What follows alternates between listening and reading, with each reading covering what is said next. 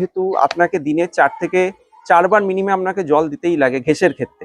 আমার যেমন মাটির গাছও আছে, মাটির গাছে ক্ষেত্রে 2 বার দিলে এনাফ, 2 থেকে 1 বার 1.5 বার দিলেও এনাফ। কিন্তু ঘেঁষের গাছের ক্ষেত্রে সেটা হচ্ছে মিনিমাম 4 বার লাগে সকালবেলা।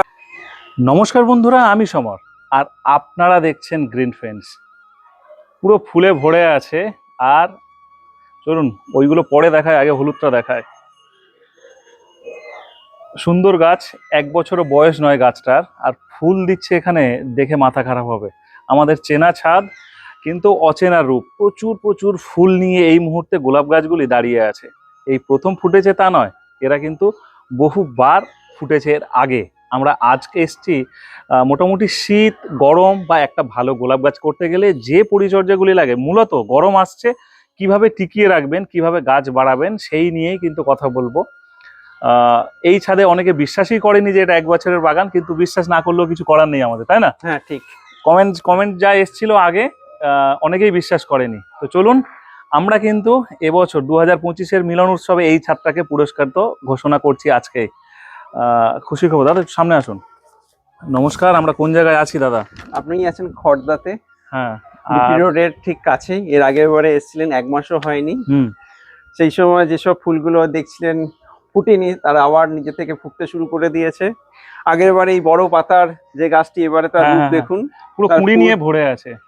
তার ফুল এবং তার ফুলের এটার নাম কি? নীলাম্ব। নীলাম্ব, সত্যি তাই। গাছটা যেরকম 1 বছর বিশ্বাস করছেন, এর কারণ কি? মানে কাজ ঠিকঠাক করেছেন? মোটামুটি এর শিকড়ের দিক দিয়ে ভালো নজর দেওয়া হয়েছিল। মোটামুটি যতটুকু যা করার সম্ভব 1 বছরের গাছের মধ্যে চেষ্টা করেছি যতটুকু করার। আপনার নাম? আমার নাম দীপ্তরূপ দাস।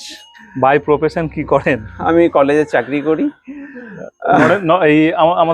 আমি রহরা রামকৃষ্ণ মিশন বিবেকানন্দ সেন্টিনারি কলেজে চাকরি করি, কর্মরত ওখানে। তারপরে এই বাগান সামলাচ্ছেন কিভাবে?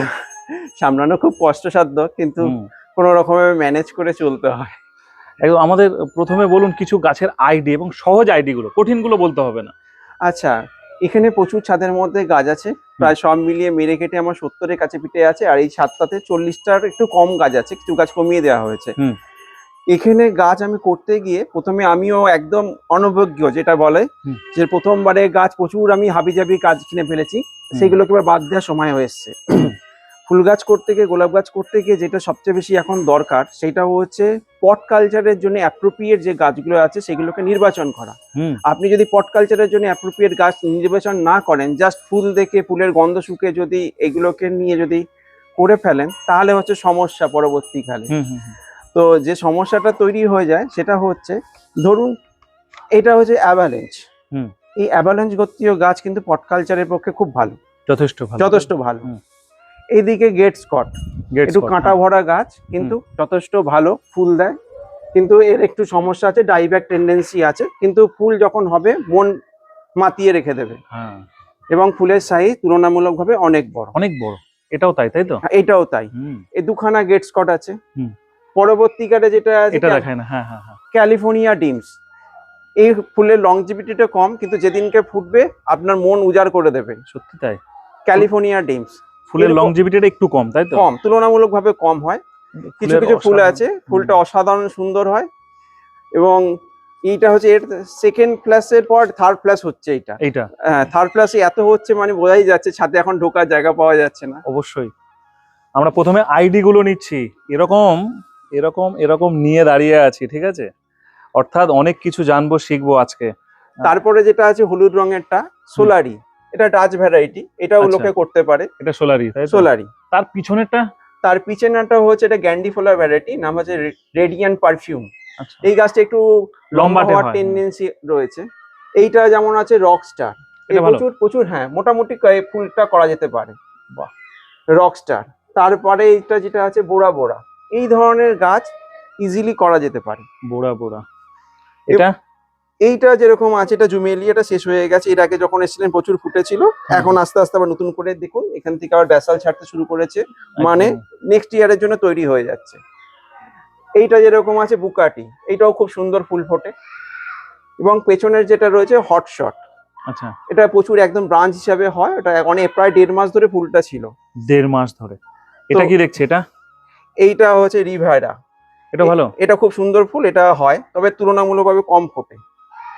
আর এইটা তো ফুলের ওয়েট নিতেই পারছে না গাছটি, এ দেখুন শুয়ে পড়েছে এখানে। এখান থেকে তুলতে হবে একে কোনো রকম ভাবে। বুঝতে পারি। এই ফুলটা দেখানো হচ্ছে দাদা, এটা দেখাচ্ছে। এটা কি ভ্যারাইটি বললেন? এইটা হচ্ছে রকস্টার। আচ্ছা, ওদিকে কিছু আছে? ওইদিকে প্রচুর আছে, সমর্থ যদি সাবধানে যেতে পারেন আসুন। আমি এখান থেকেই যাচ্ছি, আপনি ওটা দিয়ে চলে যান, অসুবিধা নেই, আমি বড় করেই দেখাচ্ছি। হ্যাঁ, পরিষ্কার দেখতে পাওয়া যাচ্ছে সবকটা।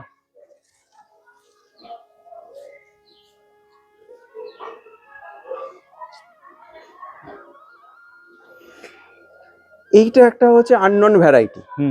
এই ভ্যারাইটিটা আমার আইডিয়া নেই, তবে এই ফুলটা খুব সুন্দর হয়, চমৎকার ফোটে, এবং গাছটি দেখতেই পাচ্ছেন, গাছটি মাত্র 7.5 মাসেরও কম বয়স, কিন্তু যে হারে ওর ফুল দিয়েছে এটা অসাধারণ একটা অ্যাটমসফিয়ার ক্রিয়েট করে রেখে দিয়েছে। আচ্ছা, এইটা হচ্ছে মাহিরাজ।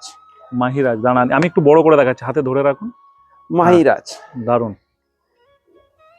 এই ফুলটাও দারুন। হ্যাঁ, এই গাছটি মনে আছে, এটা আমি আগের বার আপনি দেখিয়েছিলেন, আমি মাটি থেকে ঘেসে রিপোর্টিং করানো হয়েছিল। হ্যাঁ হ্যাঁ হ্যাঁ হ্যাঁ হ্যাঁ। এই যে এটা ফুলটাও চমৎকার ফুল এবং চমৎকার ব্রাঞ্চ। কুঁড়িগুলো খুব মোটা মোটা হয়, কুঁড়িটা খুব মোটা মোটা হয়, এই দেখুন ফুলের সাইজ, এবং স্টিকটা খুব ভালো, মানে অত বড় ফুল ধরে রাখে ঠিক ঠিকঠাক একদম যেটা আছে। আর এইটা আগের বার আমি যখন এসেছিলাম, এটা সামনের দিকে ছিল, এটা সেই পিচ অ্যাভালেন্স যেটা ছিল, এখনো পেছনে চলে গেছে ব্যাসালের জন্য। এই যে দেখুন ব্যাসাল ছাড়ছে, ভর্তি ভর্তি ব্যাসাল, এই মোটা মোটা ব্যাসাল গুলো খুব দরকার হয়। আর এইটা হচ্ছে আমাদের বোরা বোরা, যেটা আমি বললেন। হ্যাঁ, তো এই পিচ অ্যাভালেন্সটা কিন্তু খুব ভালো ফুল, ওটা করতে পারে সবাই, এটা সবাই করতে পারে। পিচ যে কোনো অ্যাভালেন্স গর্তীয় ফুল অনায়াসে করতে পারে। আর এইটা হচ্ছে সোলারি, এটাও খুব সুন্দর ফুল, এটা অনেক দিন থাকে লংজিভিটিতে। এই যে সোলারি প্রচুর হয়। আর এখানে আসুন সমর, এইটা হচ্ছে গ্রেডিয়েন্ট পারফিউম, যখন ফোটে এটা মনে রাখতে হবে এটা 5 নম্বর ফুল চলছে। এই গাছটি দেখতে পাচ্ছেন, আমার এই প্রায় 10.5-11 ফুটের উপরে এটা জালটা রয়েছে, তাকে ছাড়িয়ে চলে যাচ্ছে। আর ওই পাশের গুলো দেখতে পাচ্ছেন, এখন গাছের সবগুলোই হাইট প্রায় 10 ফুটের উপরে চলে গেছে। এগুলো কাটতে হবে, না কাটলেই পরবর্তীকালে এপ্রিল মাসে যে ঝড় আসবে, সেই ঝড়টাকে সামলানো, এই গাছ নষ্ট হয়ে যাবে, গাছ নষ্ট হয়ে যাবে। আমি একটা ছোট্ট এক্সপেরিমেন্ট করেছিলাম, যে গোলাপ গাছের নিচে আমার একটুখানি নেক্সট যদি কিছু ইচ্ছা থাকে, সেখানে একটা অসাধারণ জিনিস হয়েছে। ওরে বাস, চলুন এগুলো কিন্তু সবাই দেখতে পাবে, চলে আসুন এদিকটা বাইরে করুন। হ্যাঁ, গোলাপ গাছের নিচে, তাই তো? অসাধারণ কালেকশনটাও সেরকম। জানতেন যে এরকম ফুল হবে? না, এটা আইডিয়া ছিল না, তবে অনুমান করতে পেরেছিলাম। দারুণ ফুল, দারুণ। একটা ফুল দেখাচ্ছি, এটার কি আইডি? এইটা হচ্ছে বুকাটি। সুন্দর সুন্দর। আমরা নেক্সট আইডি জেনে নিলাম এতক্ষণ ধরে, এবং আপনারা চাইলে ওগুলো স্ক্রিনশট নিয়ে নিন। নেক্সট আমরা গাছের জল কিভাবে দেব, কতবার দেব, আর কিভাবে দেব আমরা আগের ভিডিওতে দেখিয়েছি, কতবার দিতে লাগবে এই গরম আসছে। এখন যেহেতু গরম আসছে, এখন মনে রাখতে হবে শীতকালে জল দেওয়াটা হচ্ছে অনেক বুঝে দিতে হয়। কেন বুঝে দিতে হয়? শীতকালে গোড়া ভিজে থাকলে দেয়া যায় না, বুঝে একটা দিতে হয়। কিন্তু গরমকালের ক্ষেত্রে সেটা উল্টো। গরমকালে আপনার যেহেতু আপনাকে দিনে 4 থেকে 4 বার মিনিমাম আপনাকে জল দিতেই লাগে ঘেঁষের ক্ষেত্রে। আমার যেমন মাটির গাছও আছে, মাটির গাছের ক্ষেত্রে 2 বার দিলে এনাফ, 2 থেকে 1 বার 1.5 বার দিলেও এনাফ। কিন্তু ঘেঁষের গাছের ক্ষেত্রে সেটা হচ্ছে মিনিমাম 4 বার লাগে। সকালবেলা আপনি সাপোজ 7টা-8টা নাগাদ একটা দিয়ে দিলেন, 10টা-11টা নাগাদ দিলেন, একটা 2টো-2:30টে নাগাদ দিতেই হবে। তারপর আপনি বিকেলের দিকে একটা দিলেন। একটা বাস্তব সত্যি কথা হচ্ছে, গোলাপ গাছ করতে গেলে প্রচুর স্যাক্রিফাইস করতে হয়। এটা খুব বাস্তব একটা কথা, কারণ সেটা নিজেকেও করতে হয়, পরিবারের সবাইকে কোনো না কোনো ভাবে এই স্যাক্রিফাইসের অংশীদারিত্ব নিতে হয়। ব্যাপারটা হচ্ছে এই গাছ দেখতে খুব সুন্দর লাগছে, খুব ভালো সুন্দর লাগছে, কিন্তু এই গাছটা 3 মাস কি 2.5 মাসের মতন ফুলটা একদম সারা ছাদ একটা মানে সৌন্দর্যে, গন্ধে, বর্ণে সবকিছু মিলিয়ে মিশিয়ে একাকার হয়ে যায়।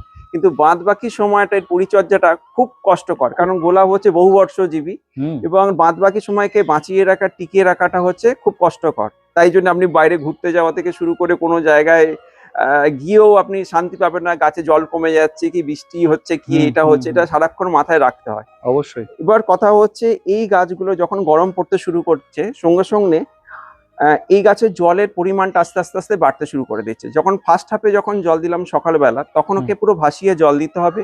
10টার সময় জলটা যেটা দিলাম একটু বুঝে জল দিতে হবে, একটু মোটামুটি মাটি ভিজিয়ে থাকার মতন জল দিতে হবে। 2টোর সময় আবার যখন জলটা দেওয়া হবে, তখনটা হচ্ছে আবার জলটাকে ভাসিয়ে দিতে হবে।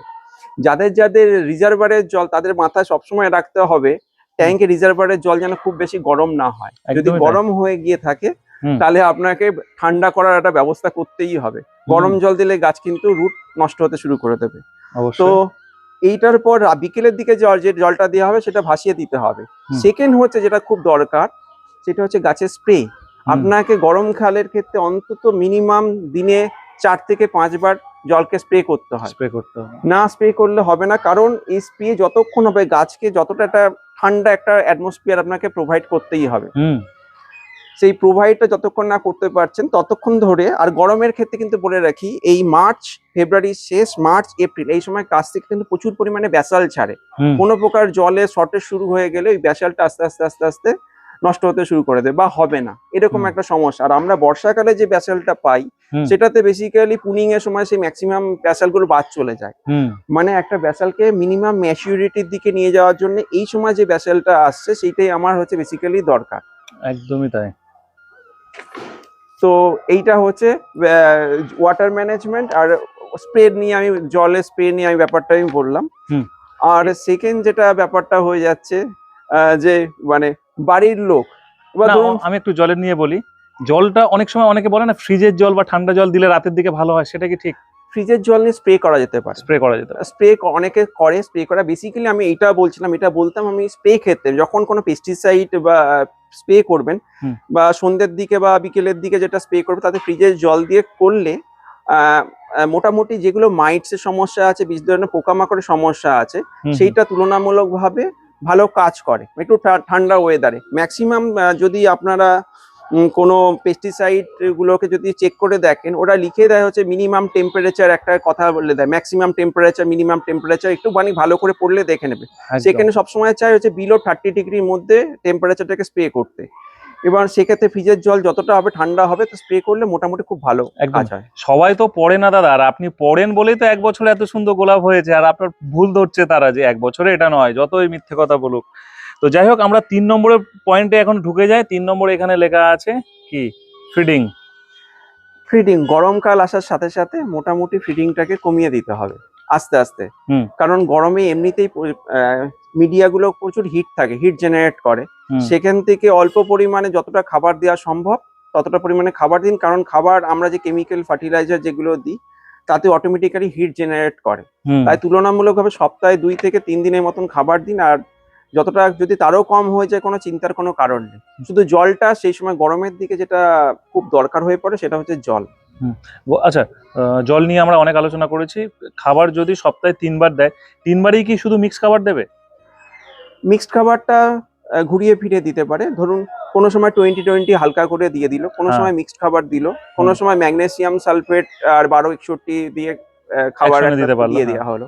কারণ যতটা খাবার আমি ক্ল্যারিটি আনতে পারবেন গাছ তত তাড়াতাড়ি নিতে পারে। কারণ র্যান্ডামলি একটা খাবার গোড়াতে আস্তে আস্তে আস্তে আস্তে খাবার স্টোরেজ হতে শুরু করে। একটু ক্ল্যারিটি আনতে হয় খাবারের মধ্যে। মানে সবাই যদি প্রতিদিন থেকে র্যান্ডামলি বিরিয়ানি খাওয়ালে তার জন্য শরীর খারাপ হয়, ঠিক সেরকম ভাবে মাঝে মাঝে একটু হালকা টালকা খাবার দিয়ে একটা ম্যানেজ করে দিতে হয়।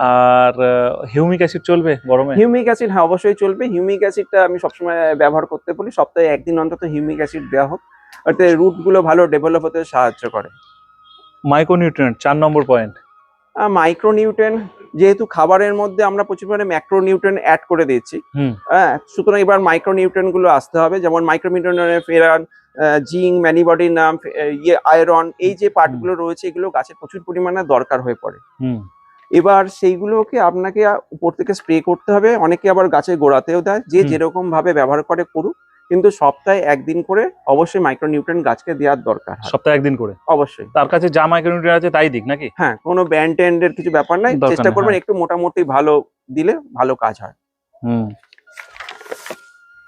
আচ্ছা, এবার আমরা 5 নম্বর পয়েন্টে চলে যাচ্ছি। এখানে লেখা আছে রুট।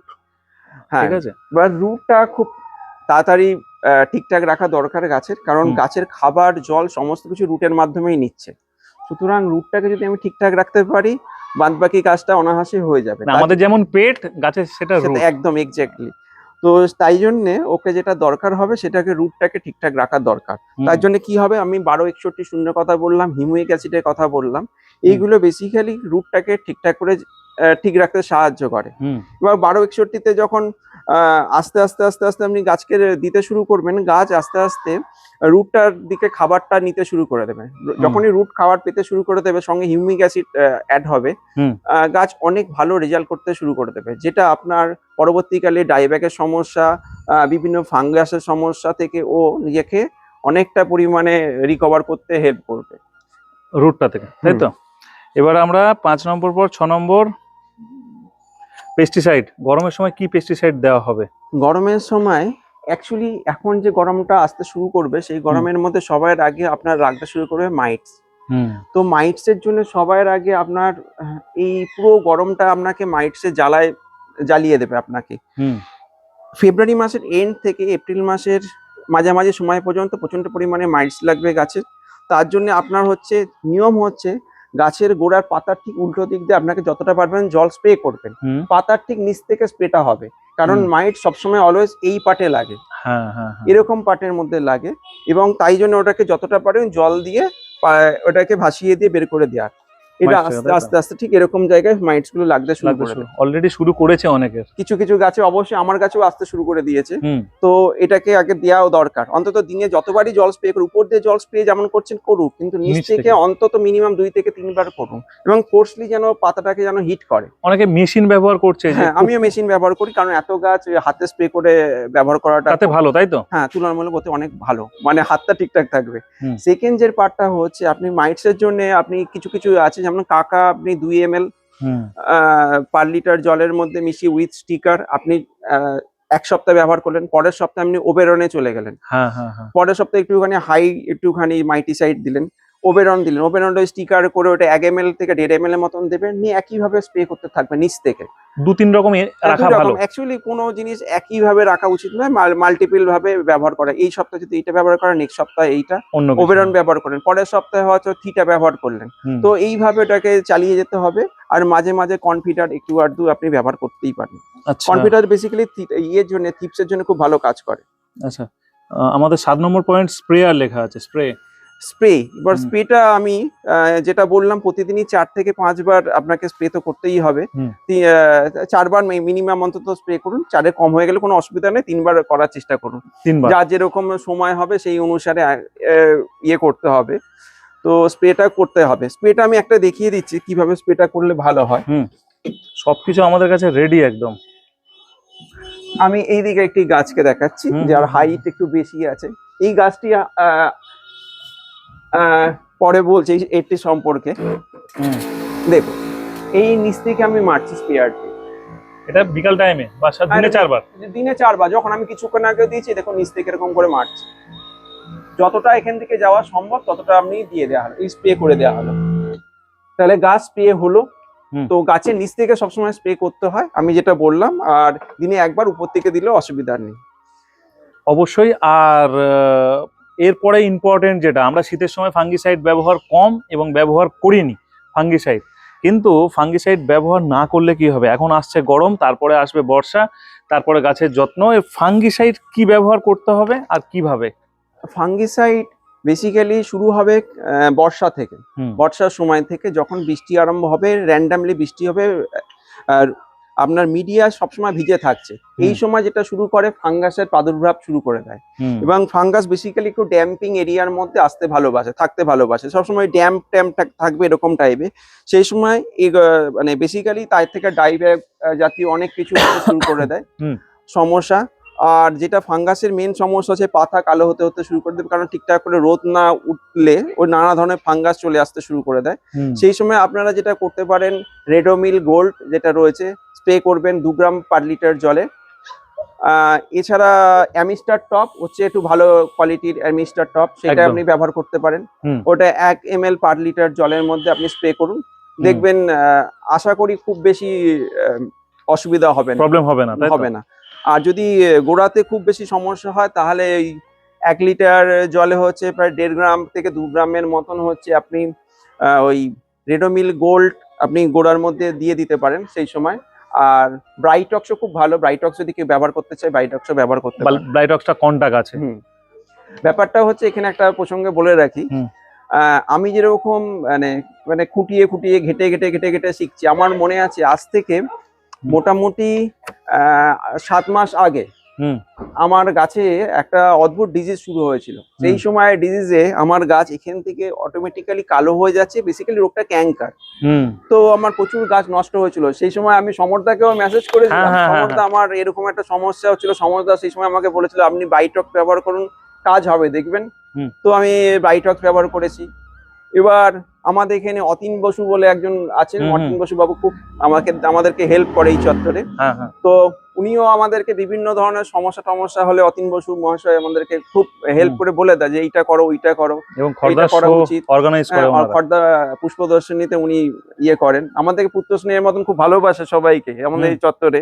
হুম। তো এইভাবেই না শুধু এই চত্বরে নয়, সারা বেঙ্গলের বাইরে বেঙ্গলের বাইরেও প্রচুর প্রচুর লোককে ফ্যান ফলোয়ার আছে হ্যাঁ, ওনার। ওনার ফ্যান ফলোয়ার আছে। হুম। সমস্যা যেটা হয় হুম আহ, সবাই গোলাপ গাছ যখন শিখতে হয়, সবাই সঙ্গের কাছ থেকে কোনো কম বেশি প্রত্যেকের সাহায্য হ্যাঁ নিতে হয়। অবশ্যই অবশ্যই। যেমন মিলনদার ছাদ গোলাপ দেখে আমার মনে হচ্ছে আমি এটা করতে পারবো।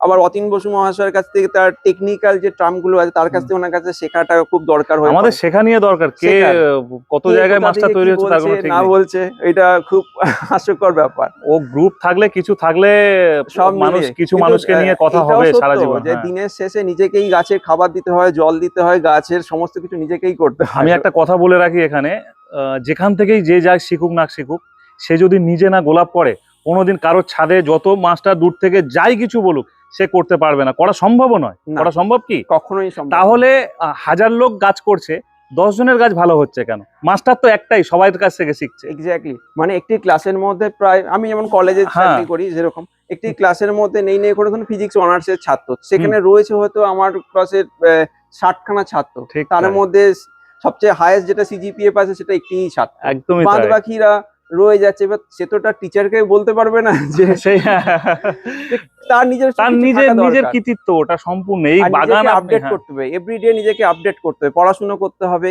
হুম। কোথায় কি হচ্ছে না হচ্ছে জানতে হবে। এইটা 9 নম্বর পয়েন্ট, অবজারভেশন। অবজারভেশন। হুম আচ্ছা, অবজারভেশনটা হচ্ছে আপনার হাতের ব্যাপার, এটা সম্পূর্ণ হুম আপনাকে এভরিডে আপনাকে নিজের গাছকে অবজারভেশনের মধ্যে রাখতে হবে। হুম দেখুন আমি আপনাকে বলছি, এই গাছটা সারা বছর ফুল দেয়নি আমাকে, হুম আমি জানি এই গাছটা ভালো গাছ ফুল দেবেই।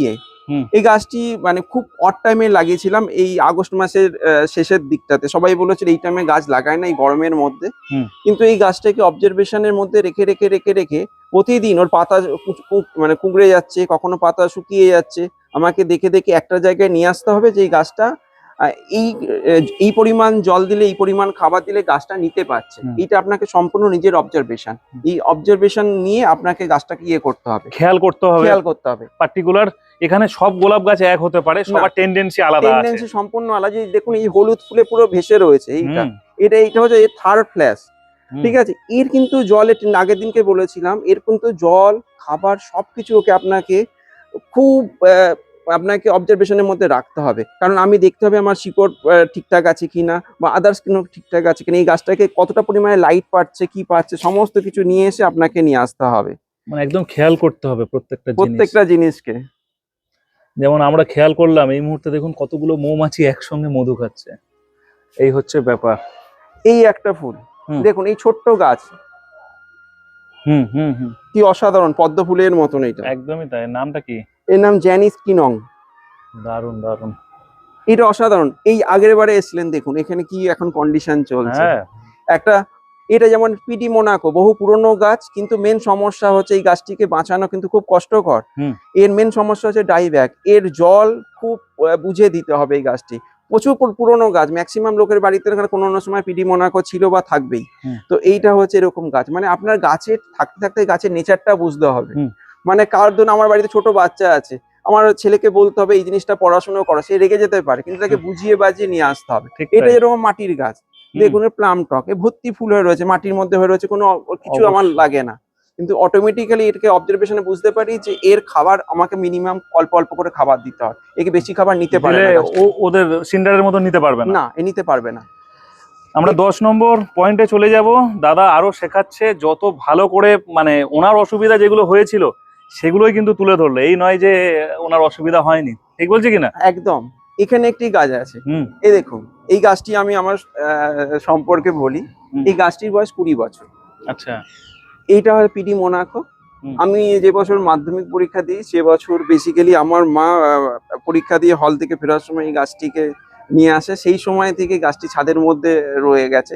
এবারে অসংখ্য ফুল হয়েছিল সেটা বোঝাই যাচ্ছে, হ্যাঁ প্রচুর। কিন্তু এর ম্যাক্সিমাম দেখুন এর কিছু নেই গাছটার মধ্যে, এই ডাল ডাইব্যাক হয়ে অমুক হয়ে সব শেষ হয়ে গেছে, ঝড়ে ছাদ থেকেও পড়ে গেছে 2-3 বার, কিন্তু তাতেও সে দাঁড়িয়ে রয়েছে। মানে এর খাবার রুট এখনো পর্যন্ত এই একটা ডালের জন্য ঠিকঠাক আছে। একদমই তাই। আমরা মোটামুটি 9টা পয়েন্ট শেষ করার পরেও 10 নম্বর পয়েন্ট এখানে লেখা আছে এনপিকে। অর্থাৎ শেখার শেষ নেই, এনপিকে নিয়েও এখন আমরা শিখবো। আচ্ছা, এবার এনপিকেটা আমি বলি। 1261 যেটা রয়েছে বেসিক্যালি আমরা ব্যবহার করি গাছের রুটের জন্য। 13-40-13 সেটাও ব্যবহার করা হয় হচ্ছে রুটের জন্য। এই দুটো খাবার আস্তে আস্তে আমাকে খাবার বাড়াতে কমাতে যেরকম হয় সেরকম খাবার দুটো খুব ভালো। যেমন নতুন গাছের ক্ষেত্রে আমি 1261 দিয়ে শুরু করলাম, তারপরেই আমি 13-0-40 মধ্যে আসলাম। তো আস্তে আস্তে দেখুন প্রথমে হচ্ছে 1261, তাহলে 12 ভাগ হচ্ছে 12% হচ্ছে নাইট্রোজেন আছে, ফসফরাস আছে হচ্ছে 61%, আর হচ্ছে পটাশিয়াম আছে 0। তারপরে আমি কি করলাম 13-40-13, তাহলে 13টা হয়ে গেল নাইট্রোজেন, ফসফরাস হয়ে গেল হচ্ছে 40, আর পটাশ হয়ে গেল হচ্ছে 13। মানে আস্তে আস্তে আমি ইনক্রিজ করলাম। এরপরে যেটা শুরু করলাম 20-20-20, মানে ব্যালেন্স, সবকিছু সমান থাকবে, নাইট্রোজেন ফসফরাস পটাশিয়াম সব সমান রইল, তাহলে গাছ ইজিলি সেটাকে নিতে পারলো। এবার আস্তে আস্তে আস্তে ফুলের সময় আসতে শুরু করেছে, তাহলে 0-0-50, তাহলে কি হচ্ছে বাদ বাকি নাইট্রোজেন ফসফরাস সব স্টপ হয়ে গেল, পটাশকে সাপ্লাই দেওয়া হলো, গাছকে বলো তুমি এবার ফুল ফোটাও। এবার সবাই যেমন দেওয়ার দরকার হলো দেওয়া হলো, তখন সপ্তাহে 2 দিন কি 3 দিন আপনি স্প্রে করতেই পারেন 0-0-50 কে। কেউ যদি এইটা খুব ভালো করে বুঝে যায় আমার মনে হয় গাছ করা তার কাছে অনেকটা সহজ হয়ে যাবে। মানে বেসিক্যালি আপনারা যারা যেটা এর কাছে ওর কাছে দৌড়ান, মেন জায়গাটা হচ্ছে আমার এনপিকে এর ব্যাপারটা যদি কেউ বুঝে যেতে পারে তাহলে সবকিছু ইজিলি তার সহজ আয়ত্তে চলে আসবে। এনপিকে এর চেয়ে ভালো কিছু হয় না। এটা যেমন দেখুন এই গাছটা আমার খুব হাসি পায়, এই গাছটার বয়স মাত্র ওই 6.5 মাসেরও কম, কিন্তু এটা হচ্ছে সেকেন্ড ক্লাস হয়ে গেল। মানে প্রতিদিনই আমাকে কেটে দিতে হয় প্রচুর পরিমাণে। এই একটা গাছ আছে, এটাও খুব কষ্টকর গাছ। এই গাছটার নাম হচ্ছে টপিক্যাল অ্যামাজন। খুব সুন্দর, খুব ভালো ফুল ফোটে, এইভাবে সমস্ত আসছে। তো একটার পর একটা। কুঁড়ি কি গরমে কেটে ফেলা হবে? হ্যাঁ, এটা একটা বলার বিষয় ছিল। মোটামুটি যখন এরপরে আমার এই 3rd ক্লাস হয়ে গেছে, এরপর শুরুর দিক থেকে মার্চের শুরুর দিক থেকে যেটা হয় সেটা হচ্ছে আমি আর গাছের ফুল নেবো না, বাট তখন হচ্ছে আমাদের র্যান্ডামলি কুঁড়ি আসতে শুরু করবে, কুঁড়িগুলোকে দেখবো আর উপর থেকে আস্তে আস্তে আস্তে কেটে দেবো। কারণ আমার দরকার হচ্ছে গাছের ফুল নেওয়া নয়, তখন আমার গাছের রুট, গাছের স্টেম, এইগুলোকে সবকিছু ঠিকঠাক রাখা দরকার। সুতরাং গাছের যা এনার্জি থাকবে রুটের মধ্যে থাক, বডির মধ্যে থাক, উপরে ফ্ল্যাশিং এর জন্য আমি যাব না। তাই জন্যে পুরো মার্চ, এপ্রিল, মে, জুন এই মাস পর্যন্ত আমরা সমস্ত কুড়ি কেটে ফেলে দিই। কারোর যদি জুলাই মাসে নেওয়ার ইচ্ছা হয় তো তাহলে সে নিতেই পারে। অনেকে সবাই তো আর শোতে যাবে না, বা তার ফুল দরকার, তার ফুলের দরকার, বর্ষার সময় সে ফুল নিতেই পারে। মাঝে মাঝে আমি ফুল নিই, যে বর্ষার সময় একবারে নিই না, তবে আমার পুজোতে চলে যায়। আমার মায়ের হচ্ছে পুজোতে পুরো ওই গোলাপ দিয়েই, মানে পুজোতে পুরোটাই সারা বছর চলে। মানে আমি মাকে বলি যে সারা বছর গোলাপ দিয়ে পুজো করাটাও খুব ভাগ্যের ব্যাপার। হ্যাঁ, এটা সত্যি ভাগ্যের ব্যাপার। তো এইভাবে সমস্ত কিছু চলছে। একদমই আমাদের খুব নিখুঁত ভাবে দাদা কিন্তু নিজে আমাকে ডাকলো এবং শেখালো। আর এখানেই কিন্তু আমরা থেমে থাকবো না, যেমন মিলন উৎসবে তাকে তো ইনভাইট করেছি, কিন্তু তার আগে আমার মনে হয় আরো কয়েকবার দাদা যদি ঠিক সময় বুঝে, যে নতুন বাগানি যারা শিখছে দাদা আমাকে ঠিক সময় বুঝে আপনি আমাকে কল করবেন, যে সময় এই সময়টা এলে সবার একটা বোঝাতে সুবিধা হবে। আমরা 2 মাস বা 2.5 মাস পরে আরো একবার এই বাগানের একটা আপডেট নিতে চাই, যে কি পরিচর্যা হচ্ছে বা মিডিলে। তো এইটা হচ্ছে মিনিয়েচার ভ্যারাইটি। এই মিনিয়েচার ভ্যারাইটিতে কিন্তু ফুল এরকমই হয়, কিন্তু হচ্ছে সবার আগে আপনাকে আপনার গাছের মধ্যে মাইটস লাগছে কিনা সেটা জানিয়ে দেবে।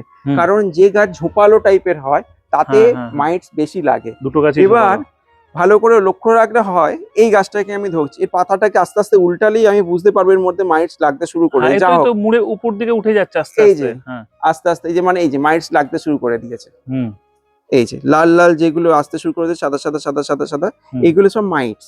হুম। এই মাইটস গুলো লাগতে শুরু করে দিয়েছে, মানে আমার ছাদে মাইটস এর প্রাদুর্ভাব ঘটে গেছে। হুম।